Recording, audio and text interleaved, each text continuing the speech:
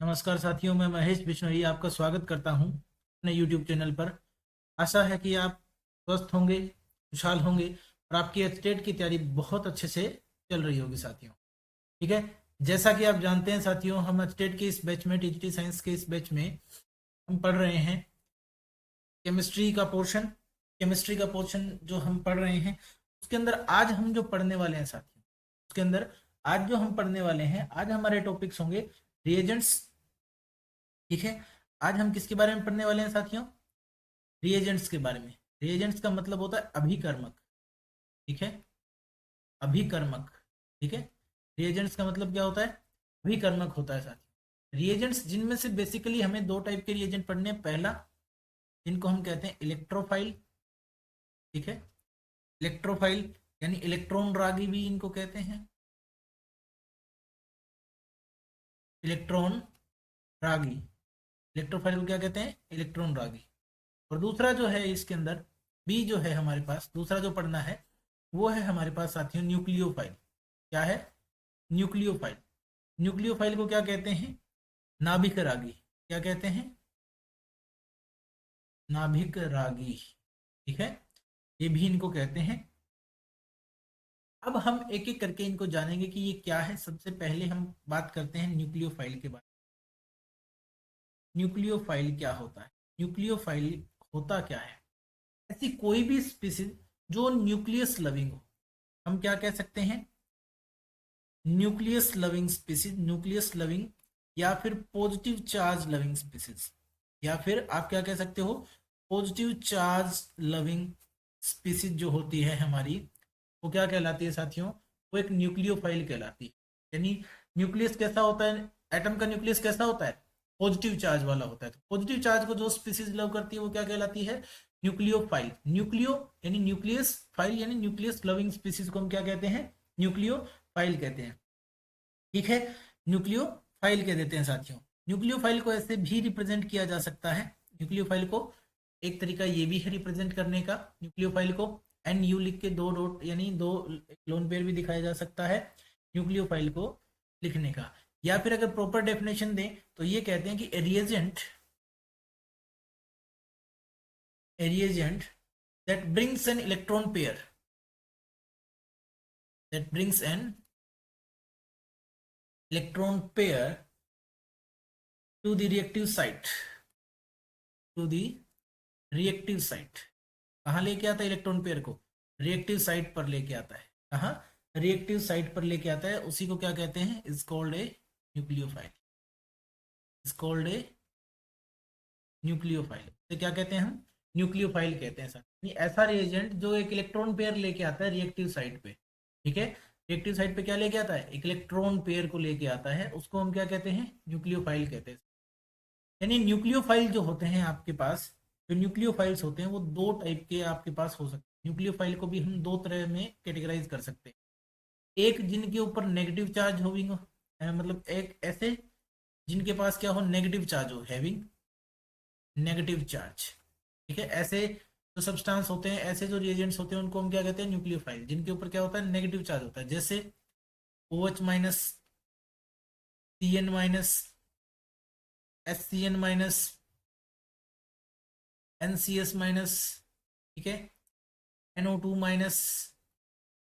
ठीक है, आप ये कह सकते हो SO4 2 माइनस, यानी नेगेटिव चार्ज वाली जो भी स्पीसीज है, यानी कि halogens, halides, chlorine minus, chloride ion, bromide ion और आयोडाइड आयन, ये सारे के सारे क्या हैं आपके? ये न्यूक्लियोफाइल्स हैं। ये क्या है? न्यूक्लियोफाइल्स है। दूसरा क्लासिफिकेशन क्या हो सकता है इसका? दूसरा क्या टाइप हो सकता है न्यूक्लियोफाइल का साथियों? तो दूसरा टाइप है वो होता है ऐसे मॉलिक्यूल्स या ऐसे ions having loan pair of electron, having loan pair of electrons, यानी ऐसी स्पीसीज जिनके ऊपर लोन पेयर प्रेजेंट हो। जैसे अमोनिया है, इसमें नाइट्रोजन के ऊपर क्या है? लोन पेयर प्रेजेंट है। लोन पेयर वाली स्पीसीज क्या होती है? आपकी न्यूक्लियोफाइल के रूप में काम करती है। जैसे RNH2 यानी अमोनिया के जितने भी डेरिवेटिव्स हैं। ठीक है, R2NH। ठीक है, या फिर R3N, ये सारे के सारे क्या है? न्यूक्लियोफाइल। H2O भी एक न्यूक्लियोफाइल हो सकता है। H2O भी क्या हो सकता है साथियों? एक न्यूक्लियोफाइल हो सकता है।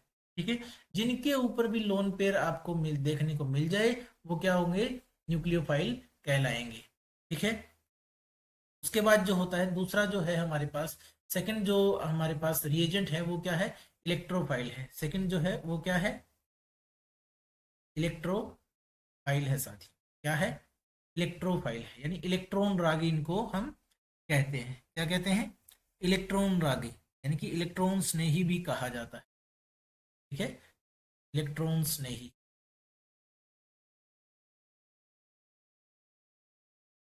इलेक्ट्रॉन रागी या फिर इलेक्ट्रॉन स्नेही भी इनको कहा जाता है। अब जब बात हम इनकी कर ही रहे हैं तो इलेक्ट्रोफाइल्स को अगर हम डिफाइन करना चाहें तो क्या होगा साथियों, reagent that takes away an electron, reagent that takes away an electron pair from the active site, from reactive site, यानी जो रिएक्टिव साइड से इलेक्ट्रॉन पेयर को दूर ले जाए उसको हम क्या कहते हैं, इज कॉल्ड एन इलेक्ट्रोफाइल। तो हम क्या कहते हैं, इलेक्ट्रोफाइल कहते हैं सर। अब ऐसी स्पीशीज इलेक्ट्रोफाइल जो है उनको हम ई प्लस से भी डिनोट कर देते हैं। डिनोट करते हैं इलेक्ट्रोफाइल्स को, ई प्लस से भी लिखा जाता है साथ। ठीक है, इलेक्ट्रॉन सीकिंग भी कहा जाता है इनको, इलेक्ट्रॉन लविंग या फिर इलेक्ट्रॉन सीकिंग या फिर नेगेटिव चार्ज लविंग स्पीसीज भी कहा जाता है, नेगेटिव चार्ज लविंग स्पीसीज, यही हम इनको कहते हैं साथ। क्या कहते हैं, नेगेटिव चार्ज लविंग स्पीसीज भी इनको हम कहते हैं। ठीक है, अब अगर हम बात करें कि कौन कौन से एग्जाम्पल हो सकते हैं इलेक्ट्रोफाइल्स के, कौन कौन से एग्जाम्पल हो सकते हैं, यानी टाइप की अगर हम बात करें इलेक्ट्रोफाइल्स के, अगर पहले टाइप के बारे में देखें तो electron deficient species, electron deficient species जिनके ऊपर कोई चार्ज तो नहीं होता लेकिन इलेक्ट्रॉन डेफिशिएंट होते हैं, ऐसी स्पीसीज जिनमें इलेक्ट्रॉन की कमी होती है वो इलेक्ट्रोफाइल की तरह काम करती है। ठीक है, जैसे जैसे मैं एग्जांपल लिखना चाहता हूँ BF3। ठीक है, जैसे मैं क्या एग्जांपल लिखना चाहता हूँ, BF3 एक एग्जांपल है जो कि एक इलेक्ट्रोफाइल की तरह काम करता है। क्यों, क्योंकि वो क्या होता है, इलेक्ट्रॉन डेफिशिएंट होता है। BCl3, BBr3, Bi3, यानी बोरोन के ट्राइहेलाइड सारे ही क्या होते हैं, इलेक्ट्रॉन डेफिशिएंट स्पीसीज है, वो एज एन इलेक्ट्रोफाइल की तरह काम करेंगे साथियों। उसके बाद क्या है हमारे पास एग्जांपल, जैसे Cl के ऊपर पॉजिटिव चार्ज आ जाए, यानी ये चलो इनको दूसरे टाइप में ही लिख लेते हैं। तो रब करके दूसरे टाइप्स में ही लिख लेते हैं। पहला क्या है, जो इलेक्ट्रॉन डेफिशिएंट है उनके बारे में बात की हमने। तो दूसरा जो टाइप है वो क्या होता है साथियों, ये भी इलेक्ट्रॉन डेफिशिएंट होते हैं लेकिन पॉजिटिव चार्ज कैरिंग स्पीसीज हम कह सकते हैं, पॉजिटिव चार्ज कैरिंग स्पीसीज, यानी ऐसी स्पीसीज जिनके पास क्या होता है, पॉजिटिव चार्ज होता है। स्पीसीज जिनके पास पॉजिटिव चार्ज होता है, यानी न्यूट्रल स्पीसीज जो इलेक्ट्रॉन डेफिशिएंट होते हैं वो तो वो भी इलेक्ट्रोफाइल हो सकते हैं, और पॉजिटिव चार्ज कैरिंग स्पीसीज जैसे कि Cl के ऊपर अगर पॉजिटिव चार्ज आ जाए, NO2 के ऊपर अगर पॉजिटिव चार्ज आ जाए, ये क्लोरोनियम आयन होता है, ये नाइट्रोनियम आयन होता है। ठीक है, ऐसे ही किसी कार्बन के ऊपर पॉजिटिव चार्ज आ जाए, यानी कोई भी अल्काइल ग्रुप हो उसके ऊपर अगर पॉजिटिव चार्ज आ जाए तो वो क्या कहलाता है, हमारा इलेक्ट्रोफाइल कहलाता है। क्या कहलाता है, इलेक्ट्रोफाइल कहलाता है। ठीक है, इलेक्ट्रोफाइल हम उसको कहते हैं, यानी पॉजिटिव चार्ज कैरिंग स्पीसीज हमारी क्या कहलाती हैं, इलेक्ट्रोफाइल कहलाती है। क्या कहलाती हैं, इलेक्ट्रोफाइल कहलाती है। ठीक है, अब ऐसी बहुत सारी स्पीसीज और भी बहुत सारे एग्जाम्पल हो सकते हैं जिनके अंदर हमें क्या करना होता है, हमें इलेक्ट्रोफाइल और न्यूक्लियोफाइल को पहचानना होता है सर। कुछ भी कोई भी एग्जाम्पल आप ले सकते हैं जिनको आप यहाँ देख सकते हैं। अब हम बात करते हैं साथियों, नेक्स्ट जो हमारा टॉपिक रहने वाला है वो है कुछ इलेक्ट्रॉन डिस्प्लेसमेंट इफेक्ट हमें देखने हैं, electron displacement effects. Electron displacement effects की हम बात करने वाले हैं साथियों। ठीक है, इसकी बात करने वाले हैं, इलेक्ट्रॉन डिस्प्लेसमेंट इफेक्ट। ठीक है, इफेक्ट्स इन covalent bond, electron displacement effects इन कोवलेंट बॉन्ड्स, यानी कोवलेंट बॉन्ड के अंदर इलेक्ट्रॉन के डिस्प्लेसमेंट से कौन कौन से रिलेटेड इफेक्ट्स हैं उनके बारे में बात करेंगे, यानी सह संयोजी जो आबंध होते हैं उनमें इलेक्ट्रॉन विस्थापन के प्रभाव क्या क्या है उनके बारे में बात करेंगे। यानी इलेक्ट्रॉन विस्थापन का प्रभाव किसके अंदर, सह संयोजी आबंध के अंदर। कोवैलेंट बॉन्ड को क्या कहते हैं, सह संयोजी आबंध कहते हैं। इनके अंदर क्या है, इनके अंदर कुछ टाइप ऑफ इफेक्ट्स जो हैं वो हमें पढ़ने हैं, जिनको मैं लिस्ट कर रहा हूं। पहले तो यहाँ पर सबसे जो पहला इफेक्ट हमें पढ़ना है वो पढ़ना है साथियों इंडक्टिव इफेक्ट। वो क्या पढ़ना है, इंडक्टिव इफेक्ट पढ़ना है। तो सबसे पहला इफेक्ट है वो क्या है, इंडक्टिव इफेक्ट, जिसको हिंदी में क्या कहते हैं, प्रेरणिक इफेक्ट, प्रेरणिक प्रभाव कहते हैं। ठीक है, प्रेरणिक प्रभाव कहा जाता है। ठीक है, प्रेरणिक प्रभाव कहा जाता है। ठीक है, उसके बाद हमें पढ़ना है इसके अंदर रेजोनेंस इफेक्ट। उसके बाद हमें किसको पढ़ना है, रेजोनेंस इफेक्ट, यानी इसको अनुनाद प्रभाव कहा जाता है। रेजोनेंस इफेक्ट को क्या कहा जाता है, अनुनाद प्रभाव। ठीक है, उसके बाद साथियों हमें क्या पढ़ना है, उसके बाद हमें पढ़ना है इलेक्ट्रोमेरिक इफेक्ट। ठीक है, उसके बाद हमें क्या पढ़ना है, थर्ड वन है वो है इलेक्ट्रोमेरिक इफेक्ट। इलेक्ट्रोमेरिक इफेक्ट पढ़ना है, तो इलेक्ट्रोमेरी प्रभाव भी कहते हैं।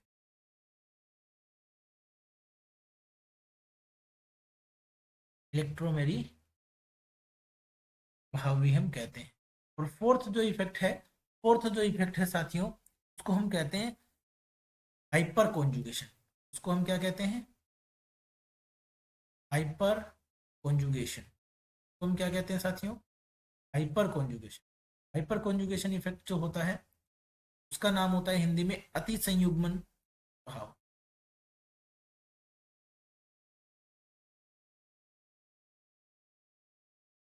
ठीक है, इसको हम क्या कहते हैं हिंदी में, अति संयुग्मन प्रभाव कहते हैं सर।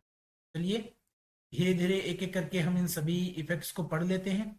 तो सबसे पहला इफेक्ट हमें पढ़ना है वो है हमारा इंडक्टिव इफेक्ट। क्या है, इंडक्टिव इफेक्ट, यानी कि प्रेरणिक प्रभाव।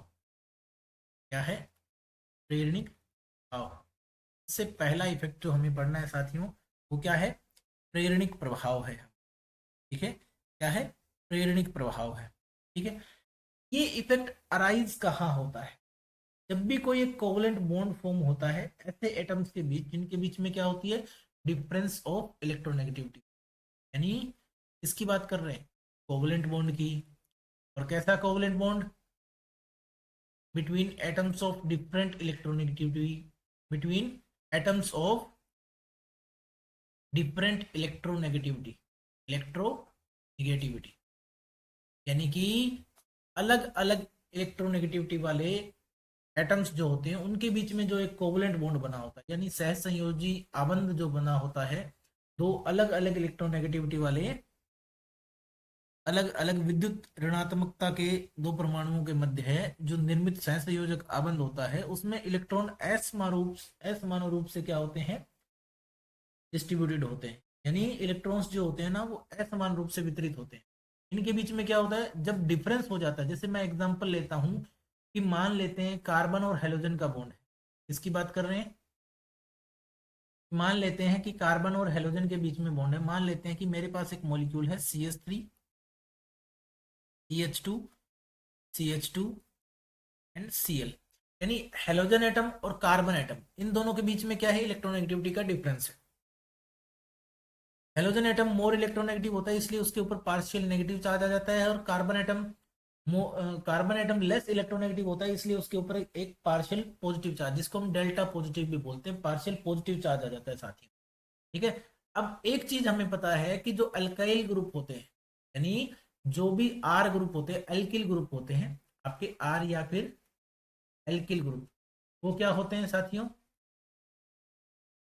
अल्किल ग्रुप होते हैं ना, वो इलेक्ट्रॉन डोनेट करना जानते हैं। क्या होते हैं, इलेक्ट्रॉन डोनेटिंग इन नेचर होते हैं। नेचर के अंदर कैसे होते हैं, इलेक्ट्रॉन डोनेटिंग होते हैं। वो क्या करते हैं, इलेक्ट्रॉन डेंसिटी को अपनी तरफ देते हैं। कहने का मतलब क्या है, ये हेलोजन जो होता है मोर इलेक्ट्रोनेगेटिव होने की वजह से जो इलेक्ट्रोनेगेटिविटी जो शेयर्ड पेयर ऑफ इलेक्ट्रॉन है, यानी इस बॉन्ड वाले जो दोनों इलेक्ट्रॉन है वो किसकी तरफ ज्यादा चले जाएंगे, क्लोरीन एटम की तरफ ज्यादा चले जाएंगे। और इसी वजह से क्या हो जाएगा, क्लोरीन के ऊपर पार्शियल नेगेटिव चार्ज और कार्बन के ऊपर पार्शियल पॉजिटिव चार्ज आ जाएगा। ठीक है, ये एक पोलर कोवलेंट बॉन्ड कहलाएगा। ये बॉन्ड कैसा हो जाएगा फिर, इसका मतलब हम इसको क्या कह सकते हैं, पोलर कोवलेंट बॉन्ड कह सकते हैं। कोवलेंट बॉन्ड तो ये है ही, लेकिन अब इसके अंदर पोलैरिटी डेवलप हो गई, इसलिए हम इसको क्या कहेंगे, पोलर कोवलेंट बॉन्ड कहेंगे साथियों। इसको हम क्या कह देंगे, पोलर कोवलेंट बॉन्ड कह देंगे।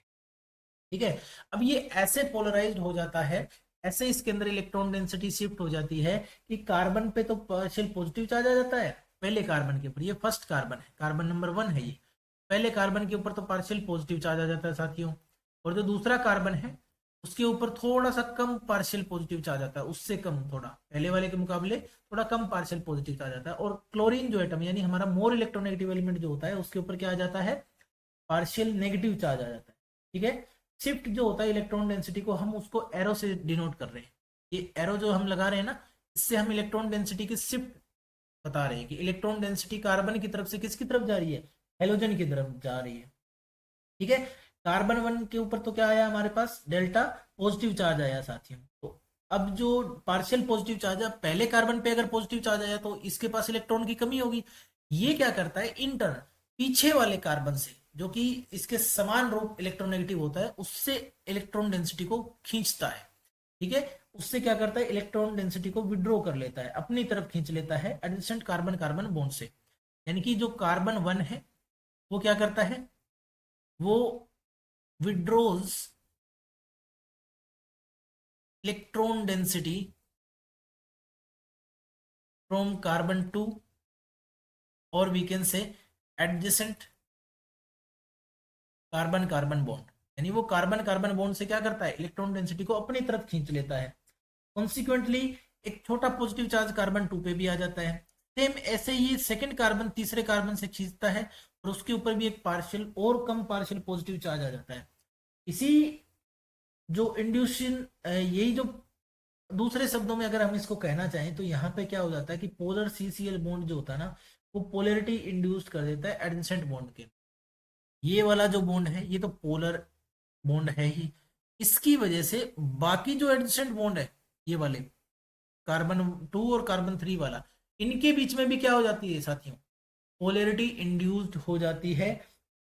इसी को हम क्या कहते हैं, यही जो पोलराइजेशन होता है सिग्मा बॉन्ड का, उसी को हम इंडक्टिव इफेक्ट कहते हैं। यानी कि this polarisation of sigma bond, this polarisation of sigma bond is known as inductive, is known as inductive effect। इसी को हम क्या कह देते हैं साथियों, इंडक्टिव इफेक्ट कह देते हैं। यानी कि इस कार्बन हेलोजन बॉन्ड की इलेक्ट्रोनेगेटिविटी में डिफरेंस होने की वजह से जो पोलराइजेशन हुआ इस बॉन्ड का, उसने क्या किया, जो पीछे वाले बॉन्ड थे उनको भी पोलराइज कर दिया, अपने एडजेसेंट बॉन्ड जो थे ना, साथ वाले जो बॉन्ड थे उनको भी इसने क्या कर दिया, पोलराइज करना शुरू कर दिया। यही जो पोलराइजेशन का इंड्यूशन है सिग्मा बॉन्ड के अंदर, ये सिग्मा बॉन्ड है क्योंकि सिंगल बॉन्ड है, इसी को हम क्या कहते हैं साथियों, इंडक्टिव इफेक्ट कहते हैं। अब ये जो इंडक्टिव इफेक्ट होता है ये दो टाइप का होता है, two types of inductive effect, two types of inductive effect. ठीक है, अब ये दो टाइप कौन से होते हैं, एक तो पहला होता है प्लस आई इफेक्ट। कौन सा होता है, पॉजिटिव इंडक्टिव इफेक्ट भी इसको कहा जाता है। क्या कहा जाता है, पॉजिटिव इंडक्टिव इफेक्ट, यानी धनात्मक प्रेरणिक प्रभाव भी इसको हम कहते हैं। ठीक है, पॉजिटिव इंडक्टिव इफेक्ट, जितने भी इलेक्ट्रॉन डोनेटिंग ग्रुप होते हैं, ठीक है, रिलेटिव टू हाइड्रोजन, ठीक है, जितने भी इलेक्ट्रॉन डोनेटिंग ग्रुप होते हैं, डोनेटिंग ग्रुप जो भी होते हैं साथियों, वो पॉजिटिव इंडक्टिव इफेक्ट दिखाते हैं, यानी प्लस आई इफेक्ट को शो करते हैं। दूसरा नेगेटिव इंडक्टिव इफेक्ट, यानी माइनस आई इफेक्ट, इसको हम क्या कहते हैं, नेगेटिव इंडक्टिव इफेक्ट। इसको हम क्या कहते हैं साथियों, नेगेटिव इंडक्टिव इफेक्ट, या फिर ऋणात्मक प्रेरणिक प्रभाव। जितने भी इलेक्ट्रॉन विदड्रॉइंग ग्रुप होते हैं, यानी इलेक्ट्रॉन को निकालने वाले ग्रुप होते हैं, इलेक्ट्रॉन विदड्रॉइंग ग्रुप होते हैं, वो क्या शो करते हैं, नेगेटिव इंडक्टिव इफेक्ट को शो करते हैं। अब हम बात करते हैं कि कौन से जो ग्रुप्स हैं वो इलेक्ट्रॉन विड्रॉइंग होते हैं, कौन से ग्रुप जो हैं वो इलेक्ट्रॉन डोनेटिंग होते हैं। इलेक्ट्रॉन विड्रॉइंग और इलेक्ट्रॉन डोनेटिंग ग्रुप्स की बात कर रहे हैं साथियों। तो इलेक्ट्रॉन विड्रॉइंग ग्रुप कौन से हैं देख लेते हैं। इलेक्ट्रॉन विदड्रॉइंग ग्रुप, मैं EWG से इनको रिप्रेजेंट कर रहा हूँ। इलेक्ट्रॉन विड्रॉइंग ग्रुप कौन कौन से होते हैं, जैसे नाइट्रो ग्रुप, हेलोजेंस तो इसके अंदर आएंगे ही आएंगे। हेलोजेंस इलेक्ट्रॉन विड्रॉइंग होते हैं, यानी fluorine chlorine bromine iodine, fluorine chlorine bromine iodine तो है ही है। साथ ही नाइट्रो ग्रुप है, नाइट्रो का मतलब NO2 ग्रुप, ठीक है। नाइट्रो ग्रुप है आपका, साइनो ग्रुप है, ठीक है, साइनो ग्रुप यानी CN ग्रुप, कार्बोक्सी ग्रुप, ठीक है, कार्बोक्सी ग्रुप का मतलब COOH ग्रुप, ठीक है, COH group. Ester group, ester का मतलब क्या है, एस्टर का मतलब है COOR ग्रुप, ठीक है, एस्टर ग्रुप आपका, ये भी आपका क्या है, इलेक्ट्रॉन विड्रॉइंग ग्रुप है। एराइलोक्सी ग्रुप जो होते हैं, ठीक है, एराइलोक्सी ग्रुप, एराइलोक्सी का मतलब OAR वाले ग्रुप जो भी होते हैं वो भी क्या होते हैं, जैसे OC6H5 ग्रुप, ठीक है, ये इसी का एग्जांपल है एराइलोक्सी का। ये क्या होते हैं, इलेक्ट्रॉन विड्रॉइंग इन नेचर होते हैं, ठीक है, इलेक्ट्रॉन विड्रॉइंग ग्रुप्स होते हैं। उसके बाद हम बात करते हैं साथियों नेक्स्ट कि इलेक्ट्रॉन डोनेटिंग ग्रुप्स कौन कौन से होते हैं।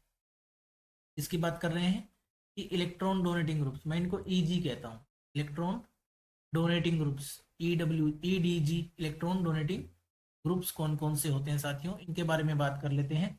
अब इलेक्ट्रॉन डोनेटिंग ग्रुप्स कौन से होते हैं, जितने भी एल्किल ग्रुप्स होते हैं, एल्किल ग्रुप्स यानी जितने भी एल्किल समूह होते हैं, सारे के सारे क्या होते हैं साथियों, इलेक्ट्रॉन डोनेटिंग होते हैं। सारे के सारे क्या होते हैं, इलेक्ट्रॉन डोनेटिंग होते हैं। जितने भी एल्किल ग्रुप्स होते हैं साथियों वो क्या होते हैं, सारे के सारे इलेक्ट्रॉन डोनेटिंग होते हैं। जैसे एग्जाम्पल के लिए मैथिल ग्रुप है, CH3 ग्रुप है, एथिल ग्रुप है, CH2CH3 ग्रुप है, ठीक है। कितने भी हों, यूजली ये सारे के सारे क्या होते हैं, इलेक्ट्रॉन डोनेटिंग ग्रुप होते हैं। क्या होते हैं, electron donating group.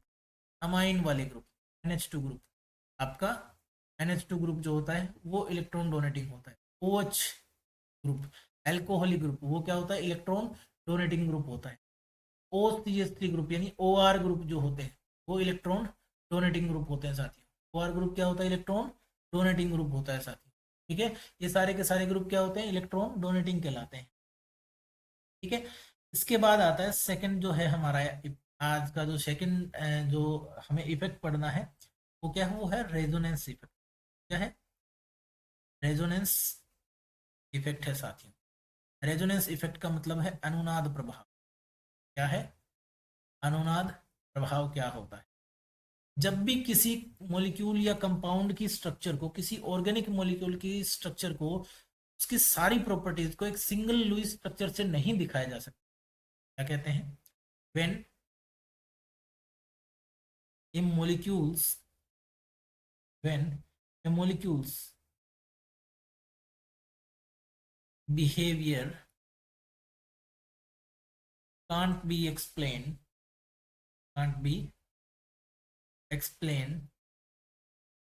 by a single Lewis structure, ठीक है, by a single Lewis structure. जब सिंगल लुईस स्ट्रक्चर से हम किसी भी मॉलिक्यूल की, किसी एक मॉलिक्यूल की, ऑर्गेनिक मॉलिक्यूल का बिहेवियर नहीं बता सकते हैं, ठीक है, then the concept of resonance का तब आता है अनुनाद का प्रभाव। रेजोनेंस का जो कॉन्सेप्ट कम्स इनटू, तब आता है रेजोनेंस का कॉन्सेप्ट, ठीक है, तब रेजोनेंस का कॉन्सेप्ट आता है। जैसे मैं एग्जांपल के लिए बात करता हूं साथियों कि बेंजीन जो मॉलिक्यूल है, बेंजीन मॉलिक्यूल जो है, ये बेंजीन है। बेंजीन जो है इसकी सारी प्रॉपर्टीज को एक ही स्ट्रक्चर से रिप्रेजेंट नहीं किया जा सकता, क्योंकि अगर नॉर्मली देखा जाए तो बेंजीन में दो टाइप के बॉन्ड है, एक डबल बॉन्ड है, दूसरा सिंगल बॉन्ड है। डबल बॉन्ड की बॉन्ड लेंथ क्या होती है, डबल बॉन्ड की बॉन्ड लेंथ होती है 134 पिकोमीटर, ठीक है।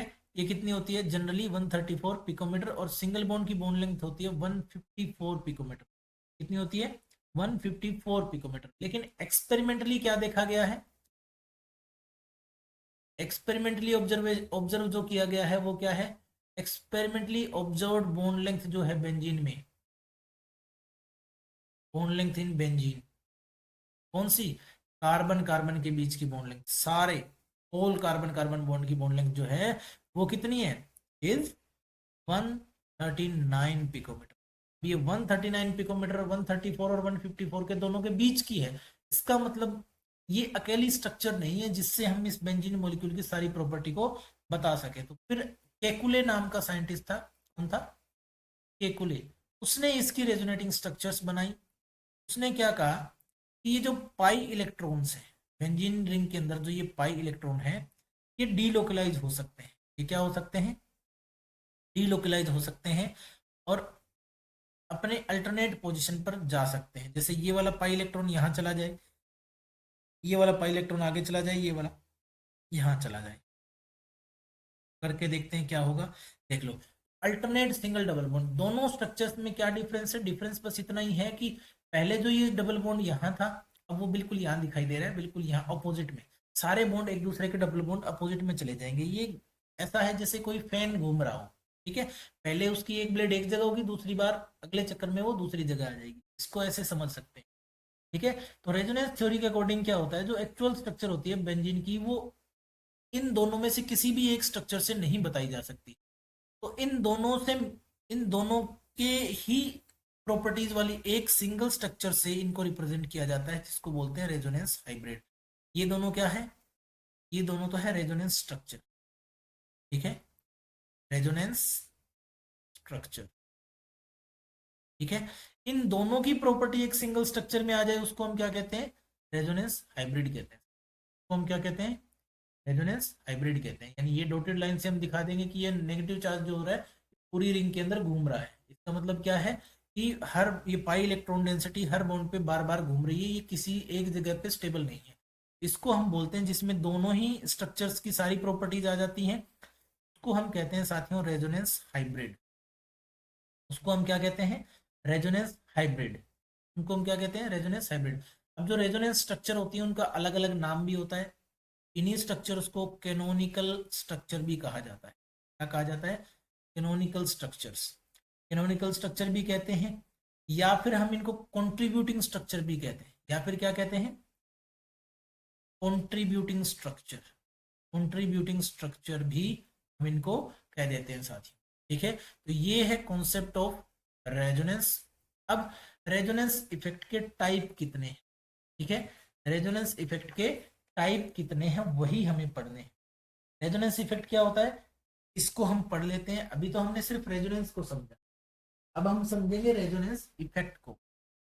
अब हम किसको समझने वाले हैं, रेजोनेंस इफेक्ट को समझने वाले हैं साथ, ठीक है। रेजोनेंस इफेक्ट क्या होता है, इसको डिफाइन कैसे करते हैं देख लेते हैं।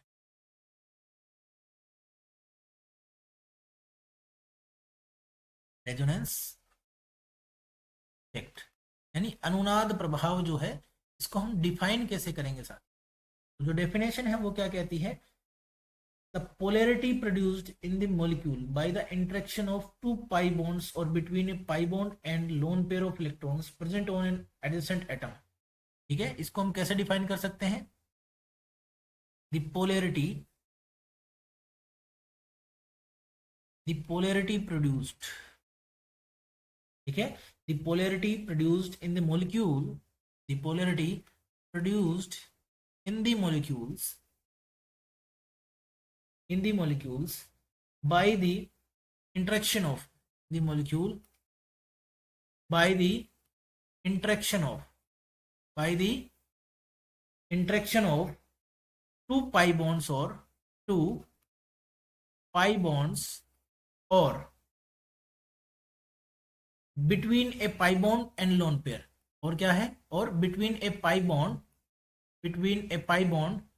and a lone pair, यानी एक लोन पेयर और एक पाई बॉन्ड के बीच में जो इंटरेक्शन है, एक लोन पेयर और एक पाई बॉन्ड के बीच में जो इंटरेक्शन है उसकी बात कर रहे हैं, ठीक है। Of electrons present, loan pair of electrons present on an adjacent atom, present on an adjacent atom। कहने का मतलब क्या है कि पोलैरिटी जो इंड्यूस है, पोलैरिटी प्रोड्यूस होती है मॉलिक्यूल के अंदर by the interaction of two pi bonds और between a pi bond and a lone pair of electrons present on an adjacent atom, उसी को हम क्या कहते हैं, रेजोनेंस इफेक्ट कहते हैं साथियों। अब रेजोनेंस इफेक्ट के भी दो टाइप होते हैं। जो पहला टाइप होता है उसको हम कहते हैं प्लस आर इफेक्ट, यानी पॉजिटिव रेजोनेंस इफेक्ट। क्या कहते हैं? पॉजिटिव रेजोनेंस इफेक्ट कहते हैं। क्या कहते हैं भाई? पॉजिटिव रेजोनेंस इफेक्ट, यानी धनात्मक अनुनाद प्रभाव इसको कहा जाता है। क्या कहा जाता है? धनात्मक अनुनाद प्रभाव कहा जाता है, पॉजिटिव रेजोनेंस इफेक्ट कहा जाता है।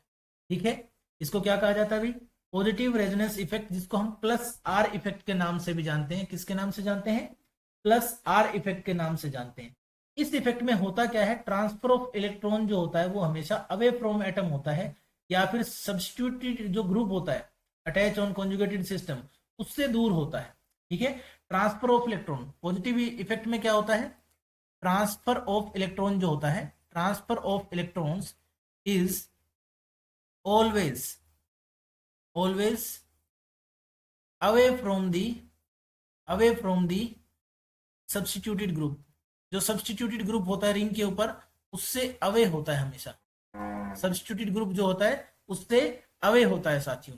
ठीक है, सब्स्टिट्यूटेड ग्रुप से अवे होता है। जैसे कि हम एग्जांपल के तौर पे देख लेते हैं कि मान लेते हैं हमारे पास एनिलीन एक मॉलिक्यूल है जिसमें नाइट्रोजन के ऊपर लोन पेयर है। देखते हैं इसका डीलोकलाइजेशन या इसका जो ट्रांसफर है इलेक्ट्रॉन्स का वो कैसे रहेगा, कैसे रहने वाला है। तो ये जो लोन पेयर होता है ये सबसे पहले यहाँ आता है, नाइट्रोजन और कार्बन के बॉन्ड के बीच में ये चला जाता है, इस बॉन्ड पर जाता है। जैसे ही जाता है ये पाई इलेक्ट्रॉन जो होते हैं वो नेक्स्ट कार्बन पर चले जाएंगे। याद रखिएगा, जैसे ही आपको रेजोनेटिंग स्ट्रक्चर बनानी है, रेजोनेटिंग स्ट्रक्चर का मतलब क्या है कि जो नेगेटिव चार्ज या इलेक्ट्रॉन पेयर जो होगा, ठीक है, तो यहाँ पर पॉजिटिव चार्ज आ जाएगा, जो नेगेटिव चार्ज या इलेक्ट्रॉन पेयर होगा वो हमेशा एडजेसेंट सिग्मा बॉन्ड पे जाएगा और पाई इलेक्ट्रॉन हमेशा एडजेसेंट कार्बन एटम पे घूमेंगे। तो यहाँ तो आ गया नेगेटिव चार्ज मान लेते हैं, ये तो नेगेटिव चार्ज या फिर इलेक्ट्रॉन पेयर आ गया हमारा यहाँ पर। बाकी जो बॉन्ड थे उनको हमें अभी छेड़ना ही नहीं है। अब नेक्स्ट स्ट्रक्चर में क्या होगा, ये जो नेगेटिव चार्ज है ये नेक्स्ट सिग्मा बॉन्ड पे जाएगा इस पे, और ये जो पाई इलेक्ट्रॉन है ये एडजेसेंट कार्बन एटम पे चले जाएंगे। ठीक है, तो स्ट्रक्चर कैसे बनेगी, स्ट्रक्चर कुछ ऐसे बनती चली जाएगी। बाकी जो भी बॉन्ड है हमें उनको छेड़ना ही नहीं है। ठीक है, इस पे पॉजिटिव चार्ज रहेगा, जो एज इट इज है एज इट इज पड़ा रहेगा। अब ये नेगेटिव चार्ज यहाँ आ गया, यहाँ डबल बॉन्ड बन गया, इस बार ये नेगेटिव चार्ज जाएगा नेक्स्ट सिग्मा बॉन्ड पर और पाई इलेक्ट्रॉन चले जाएंगे नेक्स्ट कार्बन एटम पर, यानी एडजेसेंट कार्बन एटम पर घूमता रहेगा ये। ठीक है, ऐसे ही बनेगा। तो यहाँ डबल बॉन्ड आएगा, अमाइन ग्रुप के ऊपर क्या आ जाएगा, पॉजिटिव चार्ज, यहाँ आएगा नेगेटिव चार्ज और ये आपका यहाँ पर डबल बॉन्ड बन जाएगा। ये डबल बॉन्ड पहले ही था। अब जैसे ये इलेक्ट्रॉन जाएंगे इधर नेक्स्ट सिग्मा बॉन्ड पर, ये पाई इलेक्ट्रॉन वापस चले जाएंगे किसके ऊपर, नाइट्रोजन के ऊपर, और उसका पॉजिटिव चार्ज खत्म हो जाएगा। ठीक है, उसका पॉजिटिव चार्ज खत्म हो जाएगा, नाइट्रोजन के ऊपर आ जाएगा फिर से एक लोन पेयर, इस बार डबल बॉन्ड बन गया यहाँ, ये डबल बॉन्ड था ही, ये डबल बॉन्ड था ही। तो ये टोटल 5 इसकी रेजोनेटिंग स्ट्रक्चर्स बनी। अब इनको पॉजिटिव आर इफेक्ट कहते हैं। इसको क्या कहते हैं, पॉजिटिव आर इफेक्ट कहते हैं। ठीक है, इस पर्टिकुलर इफेक्ट में क्या होता है कि कुछ पोजीशन जो होती है, कुछ पर्टिकुलर पोजीशन जो होती है वो इलेक्ट्रॉन डेंसिटी में हाई हो जाती है। जैसे इस पोजीशन को क्या, जब भी आपके पास कोई रिंग स्ट्रक्चर होती है और उसके ऊपर कोई ग्रुप लगा है, कि जस्ट एडजेसेंट कार्बन वाली दोनों पोजीशन को ऑर्थो पोजीशन कहा जाता है। क्या कहा जाता है, दोनों साइड वाली ऑर्थो पोजीशन कहा जाता है। उसके जस्ट बाद वाले कार्बन जो दोनों होते हैं उनको मेटा कहा जाता है, उनको मेटा पोजीशन कहा जाता है।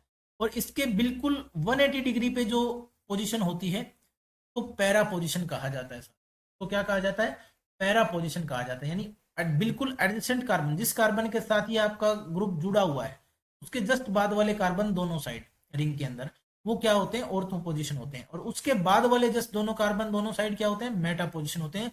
और जस्ट इसके 180 डिग्री के एंगल पे, यानी जस्ट इसके अपोजिट, बिल्कुल सामने, बिल्कुल फेस टू फेस सामने जो है, उस पोजीशन को हम क्या कहते हैं, पैरा पोजीशन कहते हैं।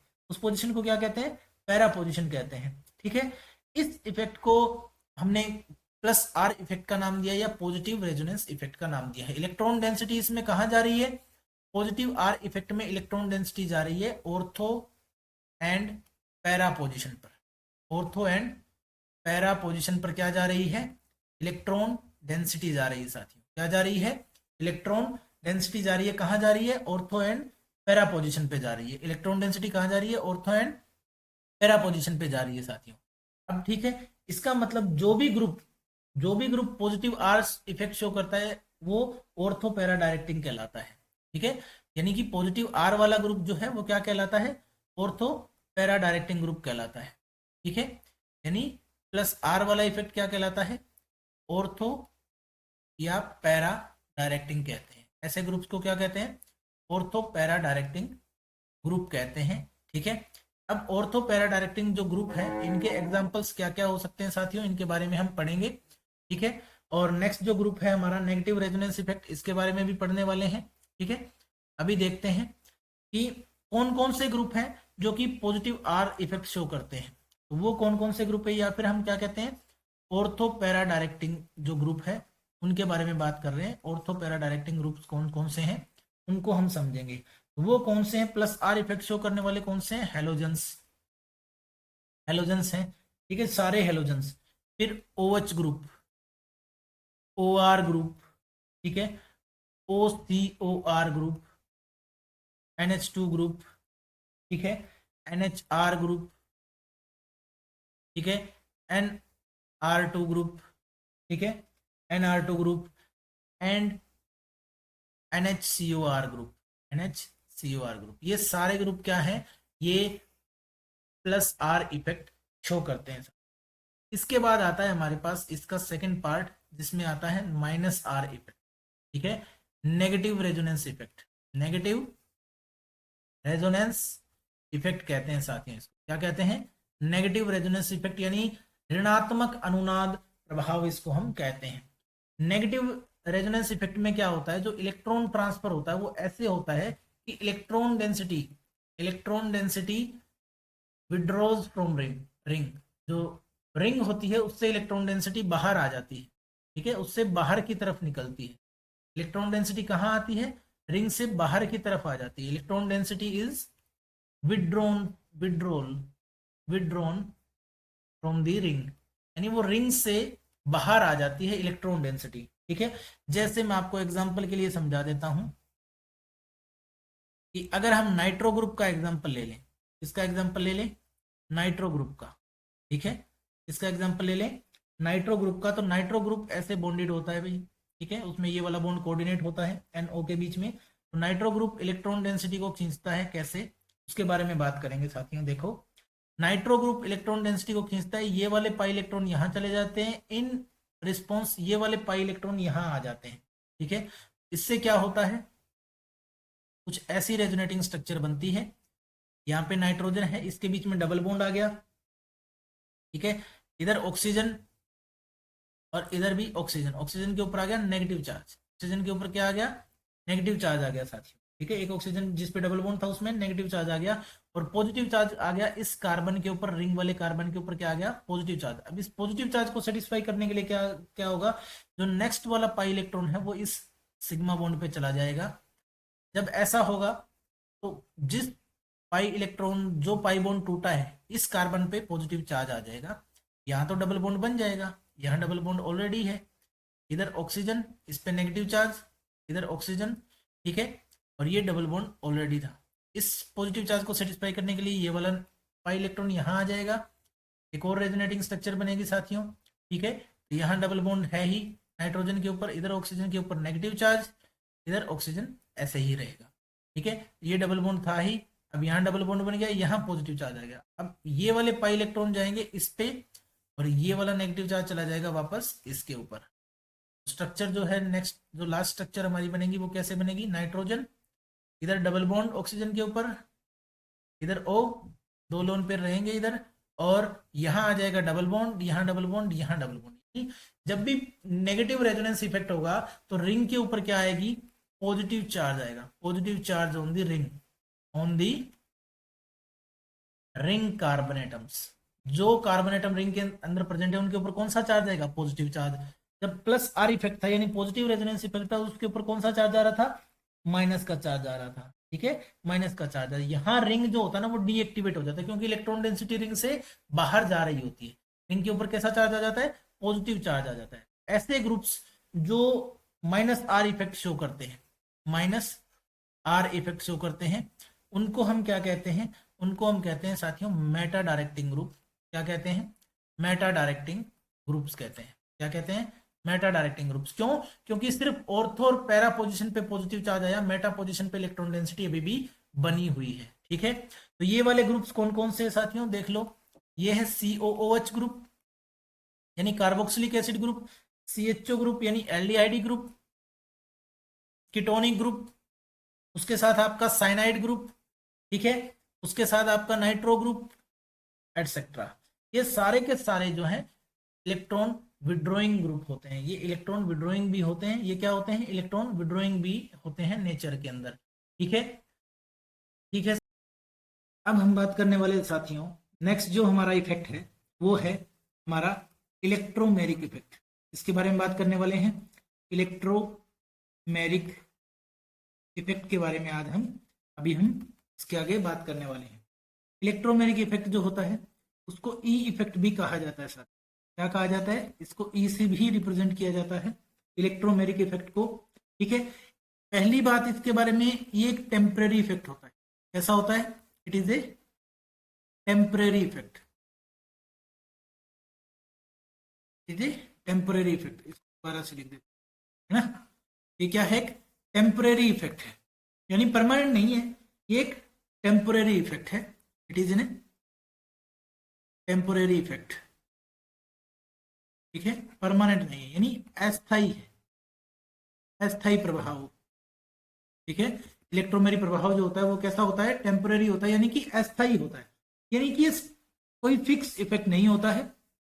ऐसे ऑर्गेनिक कंपाउंड अभी किस किस में होता है, पहली बात क्या है कि ये इफेक्ट शो कौन से कंपाउंड करते हैं, ऐसे ऑर्गेनिक कंपाउंड जिनके पास, यानी ऐसे कार्बनिक यौगिक ऑर्गेनिक कंपाउंड्स, यानी कि ऐसे कार्बनिक यौगिक जिनके पास क्या होता है, मल्टीपल बॉन्ड होते हैं। ठीक है, जिनके पास क्या होता है, मल्टीपल बॉन्ड होता है। मल्टीपल बॉन्ड का मतलब क्या है, बहुआबंध, मल्टीपल बॉन्ड, यानी जिनके पास दो या दो से ज्यादा बॉन्ड होते हैं, जैसे डबल बॉन्ड या फिर आपका ट्रिपल बॉन्ड। ठीक है, डबल बॉन्ड या फिर ट्रिपल बॉन्ड जिन मॉलिक्यूल्स के बीच में होते हैं, जिन मॉलिक्यूल्स के अंदर होते हैं, वो किसी अटैकिंग रिएजेंट की प्रेजेंस में, ऑर्गेनिक मॉलिक्यूल्स और compounds having a multiple bond in the presence of an attacking reagent, in the presence of an attacking reagent, of an attacking reagent shows this effect। ठीक है, इस effect को show करते हैं, यानी इसके लिए किसकी जरूरत है, अटैकिंग रिएजेंट की, यानी आक्रमणकारी अभिकारकों की इसके लिए आवश्यकता होती है। यानी ऐसे ऑर्गेनिक कंपाउंड जिनके अंदर पहली बात तो मल्टीपल बॉन्डिंग होनी चाहिए, यानी कि डबल बॉन्ड या ट्रिपल बॉन्ड होनी चाहिए। दूसरी बात, किसी अटैकिंग रिएजेंट की यहाँ पर प्रेजेंस होनी चाहिए, तो वो इफेक्ट शो करते हैं। ठीक है, किसको, उस इफेक्ट को क्या कहते हैं, इलेक्ट्रोमेरिक इफेक्ट कहते हैं। अब इसकी डेफिनेशन अगर हम बात करें, डिफाइन कैसे करेंगे, इसको डिफाइन कैसे करते हैं, it is defined as the complete transfer of the complete transfer of a shared pair of electron, shared pair of pi electron, कौन से इलेक्ट्रॉन, पाई इलेक्ट्रॉन की बात करेंगे सर। ठीक है, shared pair of pi electrons to one of the atoms, to one of the atoms joined by a multiple bond। ठीक है, कहने का मतलब क्या है कि मल्टीपल बॉन्ड वाले जो एटम होते हैं उनमें से किसी एक एटम के पास वो इलेक्ट्रॉन, पाई इलेक्ट्रॉन जो है वो कंप्लीटली ट्रांसफर हो जाते हैं। ठीक है, किसकी प्रेजेंस में, on the demand of an attacking reagent. ठीक है, on the demand of an attacking reagent, यानी किसी अटैकिंग रिएजेंट की प्रेजेंस में मल्टीपल बॉन्ड वाले जो एटम्स होते हैं, उनके बीच में जो पाई इलेक्ट्रॉन होते हैं मल्टीपल बॉन्ड के, वो ट्रांसफर हो जाते हैं और कंप्लीट ट्रांसफर होता है उनका। कैसा ट्रांसफर होता है?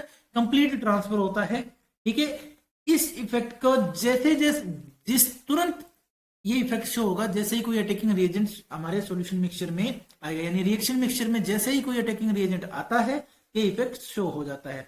और जैसे ही अटैकिंग रिएजेंट को हम बाहर निकाल लेते हैं रिएक्शन मिक्सचर से, वैसे ही ये इफेक्ट नलीफाई हो जाता है, यानी खत्म हो जाता है। इसीलिए हम इसको क्या कहते हैं? टेम्पररी इफेक्ट कहते हैं, क्योंकि ये सिर्फ और सिर्फ किसकी प्रेजेंस में काम करेगा? एक अटैकिंग रिएजेंट की प्रेजेंस में ही शो होगा। जैसे ही अटैकिंग रिएजेंट रिएक्शन मिक्सचर से खत्म, वैसे ही ये इलेक्ट्रोमेरिक इफेक्ट भी खत्म हो जाता है। इसको डोनेट करते हैं ई से, और जो कंप्लीट ट्रांसफर होता है इलेक्ट्रॉन का ट्रांसफर दिखाते हैं कर्व्ड एरो से। ठीक है, किससे दिखाते हैं? कर्व्ड एरो से। क्या दिखाते हैं? Transfer of pi electron. ठीक है, ट्रांसफर ऑफ पाई इलेक्ट्रॉन्स कैसे शो करते हैं? कर्व्ड एरो से शो करते हैं साथियों। जैसे अब इसके भी दो इफेक्ट होते हैं। ये इफेक्ट भी कितने प्रकार का होता है? दो प्रकार का होता है साथियों। सबसे पहला जो टाइप है वो है आपका पॉजिटिव इलेक्ट्रोमेरिक इफेक्ट। क्या है? Positive electromeric effect. ठीक है, पॉजिटिव इलेक्ट्रोमेरिक इफेक्ट यानी पॉजिटिव ई यानी प्लस ई इफेक्ट, इसको हम कह सकते हैं प्लस ई इफेक्ट, हम इसको कह सकते हैं पॉजिटिव इलेक्ट्रोमेरिक इफेक्ट, इसको हम कह सकते हैं सर। ये कब होता है? इस इफेक्ट के अंदर पाई इलेक्ट्रॉन जो होते हैं मल्टीपल बॉन्ड के, वो ट्रांसफर हो जाते हैं to the atom to the which reagent gets attached, यानी जिस एटम के साथ रिएजेंट जाके लगता है, अटैकिंग रिएजेंट जिस एटम के साथ जाके लगता है, उसी एटम पे डबल बॉन्ड के या मल्टीपल बॉन्ड के ये जो पाई इलेक्ट्रॉन होते हैं वो ट्रांसफर हो जाते हैं। ठीक है, in this effect the pi electron transfers to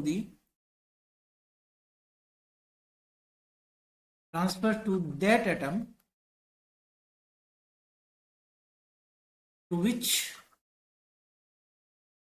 the attacking reagent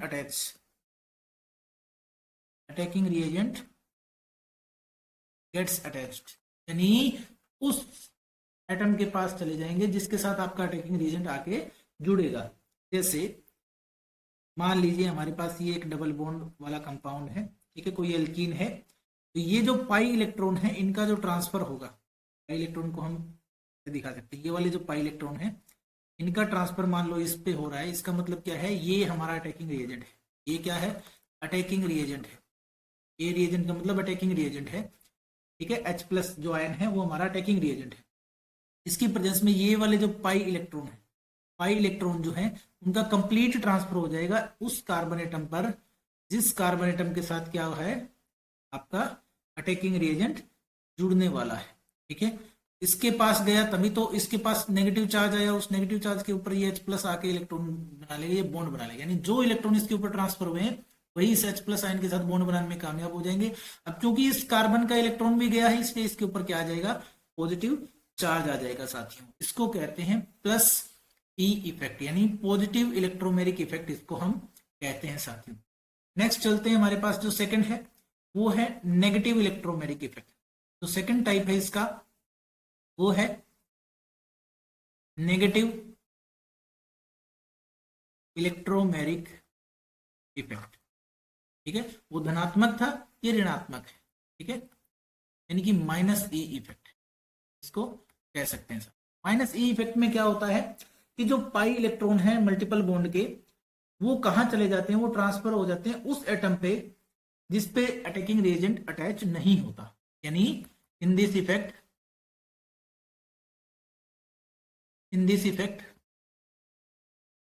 the pi electrons of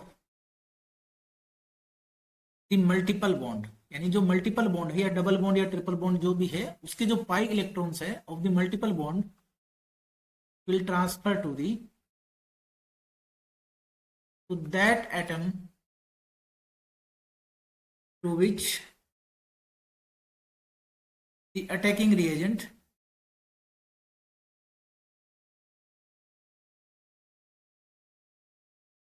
does not get attached,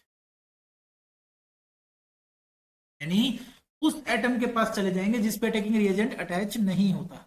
जैसे मान लेते हैं कि ये कार्बन कार्बन डबल बॉन्ड के साथ हमारे पास एक और एग्जांपल है, ठीक है। तो अब जो पाई इलेक्ट्रॉन का ट्रांसफर होगा, अटैकिंग रिएजेंट मान लेते हैं हमारे पास इस बार क्या है, साइनाइड आयन है, ये हमारा क्या है, अटैकिंग रिएजेंट है। ये क्या है, अटैकिंग रिएजेंट है। ये क्या है, अटैकिंग रिएजेंट है साथियों, ठीक है। अटैकिंग रिएजेंट है। जब हम क्या करते हैं, इसके साथ रिएक्ट करवाते हैं तो क्या होता है कि जो पाई इलेक्ट्रॉन का ट्रांसफर है वो उस कार्बन एटम पे हो जाता है जिस पे ये अटैकिंग रिएजेंट जाके नहीं जुड़ता है, ठीक है। यानी अटैकिंग रिएजेंट मान लो इस पे जुड़ रहा है तो पाई इलेक्ट्रॉन का ट्रांसफर इस पे हो गया, इसके ऊपर आ जाएगा हमारे पास नेगेटिव चार्ज। तो ये होता है साथियों नेगेटिव इलेक्ट्रोमेरिक इफेक्ट। इसको क्या कहते हैं हम, नेगेटिव इलेक्ट्रोमेरिक इफेक्ट, ठीक है। जब इंडक्टिव और इलेक्ट्रोमेरिक इफेक्ट अपोजिट डायरेक्शन में ऑपरेट कर रहे होते हैं तो इलेक्ट्रोमेरिक इफेक्ट प्रीडोमिनेट करेगा। अब एक इंपॉर्टेंट बात है, ठीक है, एक इंपॉर्टेंट पॉइंट क्या है नोट करने वाला, even inductive effect and electromeric effect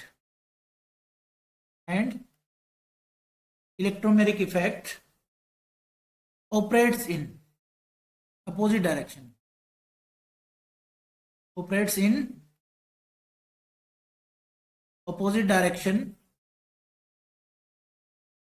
the electromeric effect predominates.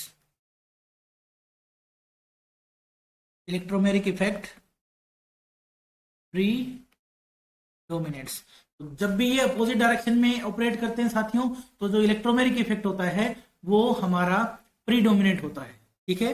वो हमारा क्या होता है, प्रीडोमिनेट होता है, यानी वही ज्यादा आपका क्या करता है, इफेक्ट करता है, वही ज्यादा कामयाब रहता है साथियों। बस जो नेक्स्ट इफेक्ट आने वाला है उसके बारे में हम जो बात करेंगे वो उसको हम कहते हैं साथियों हाइपर कॉन्जुगेशन इफेक्ट। ये हमारा चौथा इफेक्ट है, तो हम क्या कहते हैं, हाइपर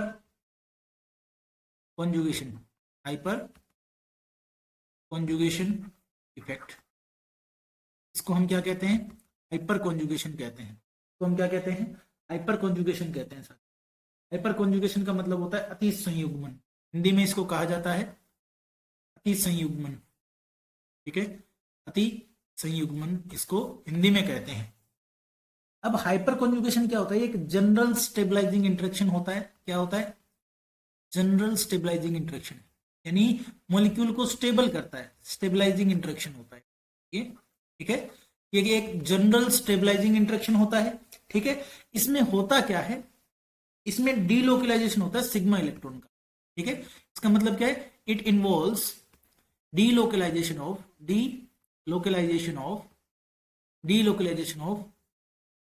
सिग्मा इलेक्ट्रॉन्स, ठीक है।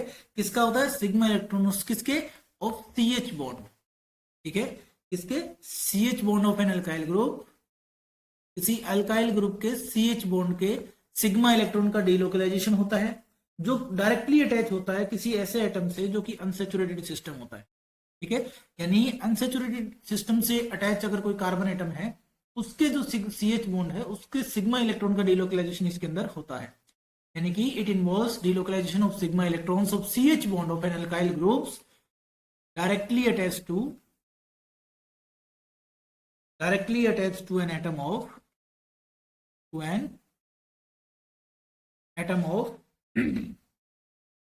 unsaturated system,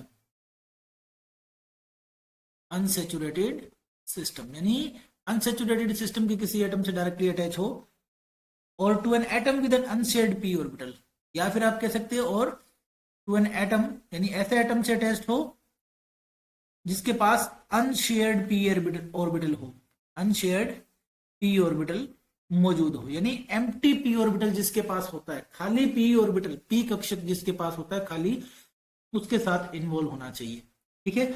अब जो सिग्मा इलेक्ट्रॉन होता है CH बॉन्ड का वो पार्शियल कॉन्जुगेशन करता है, ठीक है।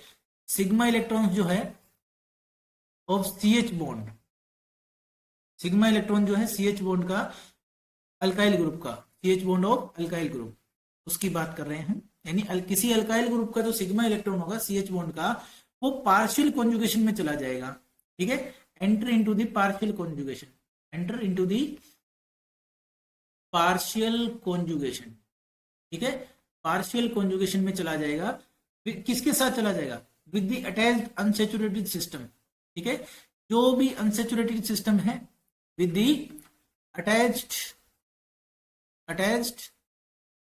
Unsaturated system, attached unsaturated system, या फिर आप कह सकते हो कि जो अनशेयर्ड पी ऑर्बिटल के साथ वाला जो एटम है, और with atom with unshared P orbital. इसके पास क्या है, अनशेयर्ड पी ऑर्बिटल होता है साथियों, इसके पास क्या होता है, अनशेयर्ड पी ऑर्बिटल होता है, उसके साथ पार्शियल कॉन्जुगेशन में चला जाता है।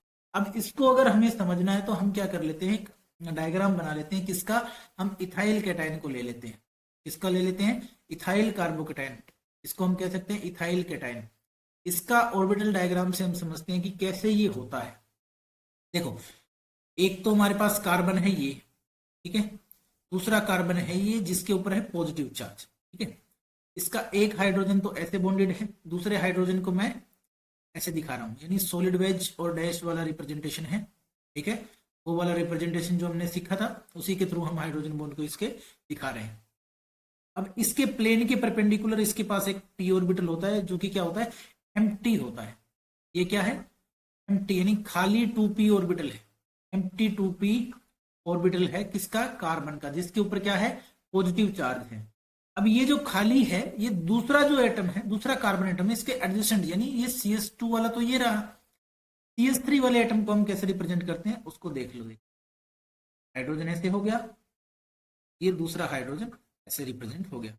तो इसका जो शेयर्ड ऑर्बिटल, इसका जो फील्ड ऑर्बिटल होता है, इस कार्बन का फील्ड ऑर्बिटल जो है उसकी अगर हम बात करें, ठीक है, तो ये दोनों क्या होते हैं, लगभग इस प्लेन में आ जाते हैं, एक ऐसे प्लेन में होते हैं जो सिमिलर प्लेन होता है, इनका प्लेन क्या होता है, सिमिलर होता है। यानी ये sp3 हाइब्रिडाइज कार्बन होता है उसका, और हाइड्रोजन का 1s ऑर्बिटल जो होता है उसके कॉन्जुगेशन की बात करें, यहाँ सिग्मा बॉन्ड होता है, यहाँ जो बॉन्ड होता है कार्बन के sp3 हाइब्रिडाइज ऑर्बिटल और हाइड्रोजन का जो 1s ऑर्बिटल होता है उनके साथ होता है। One of the CH bonds of methyl group वो उस प्लेन में चला जाता है जो p ऑर्बिटल के, एम्प्टी p ऑर्बिटल का प्लेन होता है उसमें, और जो इसके इलेक्ट्रॉन होते हैं CH बॉन्ड के, ये C और H बॉन्ड का जो इलेक्ट्रॉन है ये यहाँ पर हाइड्रोजन है, ठीक है, ये sp3 कार्बन और हाइड्रोजन के मिक्सिंग से जो बना हुआ ऑर्बिटल है, हम उसकी बात करें, sp3 हाइब्रिडाइज ऑर्बिटल है ये, ठीक है, कार्बन हाइड्रोजन का। इसके जो इलेक्ट्रॉन है, ये दोनों इलेक्ट्रॉन जो मैंने दिखाए हैं यहाँ पर, इसके ये दोनों इलेक्ट्रॉन है। अब क्योंकि इन दोनों ऑर्बिटल्स का प्लेन क्या हो जाता है, सिमिलर प्लेन हो जाता है, ये सिमिलर प्लेन में अलाइन हो जाते हैं, बाकी ये वाले बॉन्ड जो है वो सेम प्लेन में है, ये इसकी परपेंडिकुलर, तो ये इसी परपेंडिकुलर प्लेन में आ जाता है, इसी वजह से इनमें से पार्शियल कॉन्जुगेशन होती है, ये इलेक्ट्रॉन यहाँ ट्रांसफर हो जाते हैं, और इसी को हम क्या कहते हैं, हाइपर कॉन्जुगेशन कहते हैं। इसी को हम क्या कहते हैं साथियों, इसी को हम क्या कहते हैं, हाइपर कॉन्जुगेशन कहते हैं। हाइपर कॉन्जुगेशन मतलब अति संयुग्मन, इसको हम कह सकते हैं, अति संयुग्मन, यानी जो इसके CH बॉन्ड वाला जो ऑर्बिटल है, sp3 हाइब्रिडाइज कार्बन का sp3 ऑर्बिटल, हाइड्रोजन का 1s ऑर्बिटल जब हाइब्रिडाइज हो जाते हैं तो हाइब्रिडाइज sp3 ऑर्बिटल बनता है। यहाँ वाले जो दो इलेक्ट्रॉन हैं, ये वाले CH बॉन्ड के जो इलेक्ट्रॉन हैं ये यहाँ चले जाते हैं इस empty 2p ऑर्बिटल में, जो कार्बोकैटायन वाले मतलब पॉजिटिव चार्ज वाले कार्बन का empty 2p ऑर्बिटल होता है ना, उसके अंदर चले जाते हैं पार्शियल कॉन्जुगेशन के थ्रू, और इसी को हम क्या कहते हैं, हाइपर कॉन्जुगेशन कहते हैं। कि ये जो ओवरलैप होता है ये स्टेबलाइज करता है मॉलिक्यूल को, क्योंकि इलेक्ट्रॉन डेंसिटी होती है ना जो एडजेसेंट सिग्मा बॉन्ड से, वो आती है और इसको स्टेबलाइज करती है। अगर हम इसको ऐसे लिखें, ठीक है, ओपन करके लिख दें, अगर हम इसको ओपन करके अगर हम इसको लिखना चाहें तो हम इसको कैसे शो कर सकते हैं, इस इफेक्ट को, इस कार्बन पे पॉजिटिव चार्ज है, अब ये इफेक्ट कैसे काम करता है, जैसे ये रहा, ये दोनों बॉन्ड हमने एज इट इज दिखा दिए, यहां हम इसको ऐसे दिखाते हैं, इसके ऊपर पॉजिटिव चार्ज, ये वाले बॉन्ड के इलेक्ट्रॉन हम मिस दिखा देंगे, यहाँ से ये इलेक्ट्रॉन आ जाएंगे इनके बीच में, क्योंकि इन इलेक्ट्रॉन से क्या बन गया, किसी भी एक बॉन्ड के सिग्मा बॉन्ड के इलेक्ट्रॉन आ जाएंगे, यहाँ डबल बॉन्ड बनेगा, इसका पॉजिटिव चार्ज खत्म हो जाएगा और इसके ऊपर पॉजिटिव चार्ज आएगा, यानी ये पार्शियल कॉन्जुगेशन हम इसको कहते हैं। अब ऐसे ही जितनी हाइपर कॉन्जुगेटिंग स्ट्रक्चर बनेगी, जितनी ज्यादा हाइपर कॉन्जुगेटिंग स्ट्रक्चर होगी साथियों, उतना ही मॉलिक्यूल ज्यादा स्टेबल माना जाएगा, ठीक है। इस बार इस हाइड्रोजन बॉन्ड के इलेक्ट्रॉन चले गए कॉन्जुगेशन में, अगली बार नेक्स्ट हाइड्रोजन के इलेक्ट्रॉन CH बॉन्ड के इलेक्ट्रॉन चले जाएंगे कॉन्जुगेशन के अंदर, ठीक है। तो यहाँ एक पार्शियल, यहाँ डबल बॉन्ड आ गया, ये पार्शियल कॉन्जुगेशन हो रही है। अब स्टेबिलिटी का ऑर्डर क्या रहेगा, स्टेबिलिटी किससे डिफाइन होगी इनकी, किसी भी मॉलिक्यूल की जिनमें हाइपर कॉन्जुगेशन होता है उसमें स्टेबिलिटी का ऑर्डर क्या होता है? जनरली क्या होता है? इन जनरली क्या होता है? greater the number of alkyl greater the number of alkyl groups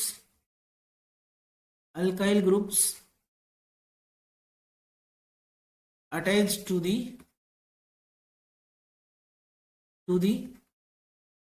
positively charged carbon atom,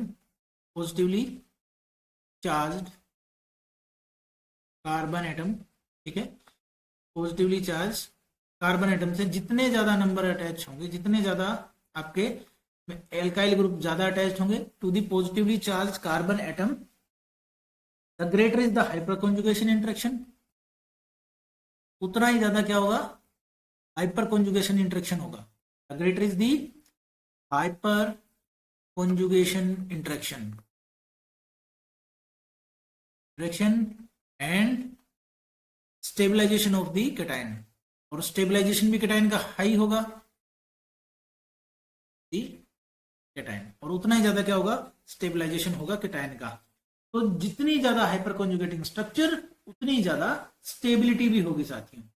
इससे हम ऑर्डर क्या निकाल सकते हैं? जैसे स्टेबिलिटी ऑर्डर की अगर बात करें, स्टेबिलिटी ऑर्डर जो हाइपर कॉन्जुगेशन के बेस पे निकलता है, तो आपके पास अगर कोई टर्शरी कार्बोकेटायन है, ठीक है, आपके पास अगर कोई टर्शरी कार्बोकेटायन है वो ज्यादा स्टेबल रहता है, ठीक है. उसके बाद सेकेंडरी कार्बोकेटायन की बारी आती है, ठीक है, और उसके बाद आता है प्राइमरी कार्बोकेटायन, ठीक है, और सबसे लास्ट में आता है मिथाइल कैटायन. ये है स्टेबिलिटी का ऑर्डर, यानी टर्शरी, सेकेंडरी, प्राइमरी और लास्ट में मिथाइल कैटायन. ये होता है स्टेबिलिटी ऑर्डर, ठीक है. इसका मतलब स्टेबिलिटी ऑर्डर क्या है? वो सेम ही स्टेबिलिटी ऑर्डर है जो आपको कार्बोकेटायन में देखने को मिलता है, क्योंकि हाइपर कॉन्जुगेशन में भी क्या होता है? ये पॉजिटिव चार्ज इधर से उधर जा रहा होता है, ठीक है. अब इसका मतलब क्या है? हाइपर कॉन्जुगेशन इफेक्ट में जितनी ज्यादा रेजोनेटिंग स्ट्रक्चर्स, यानी हाइपर कॉन्जुगेटिंग स्ट्रक्चर, अब इसके पास 3 सिग्मा बॉन्ड है कार्बन हाइड्रोजन के, 3 यहाँ है, 3 यहाँ है, टोटल 9 सिग्मा बॉन्ड है कार्बन और हाइड्रोजन के बीच में, यानी टोटल 9 आपके पास hyperconjugating structure tertiary carbocation की बनेगी. सेकेंडरी कार्बोकेटायन में से हाइड्रोजन बॉन्ड 6 ही हैं, इसलिए टोटल 6 हाइपर कॉन्जुगेटिंग स्ट्रक्चर बनेगी, और प्राइमरी में ऐसे 3 ही हैं, इसलिए 3 ही जो हाइपर कॉन्जुगेटिंग स्ट्रक्चर आपकी बनेगी. जबकि मिथाइल कैटायन में ऐसा कोई कार्बन ही नहीं है जिसका कार्बन हाइड्रोजन का सिग्मा बॉन्ड इसको हाइपर कॉन्जुगेशन के थ्रू स्टेबलाइज कर सके, इसलिए ये लीस्ट स्टेबल होता है. जबकि टर्शरी कार्बोकेटायन मोस्ट स्टेबल आपका इसमें होता है साथियों, ठीक है. तो आज के लेक्चर में साथियों इतना ही. यहाँ हमारे सारे जो इलेक्ट्रॉनिक इफेक्ट्स हैं वो कंप्लीट हो जाते हैं, जो ऑर्गेनिक केमिस्ट्री में आपके 12th लेवल तक आने वाले हैं सारे कंप्लीट हैं, ठीक है. तो आप प्रैक्टिस करते रहिए, क्वेश्चन लगाइए इनके बेस पे और पढ़ते रहिए. तब तक के लिए धन्यवाद साथियों.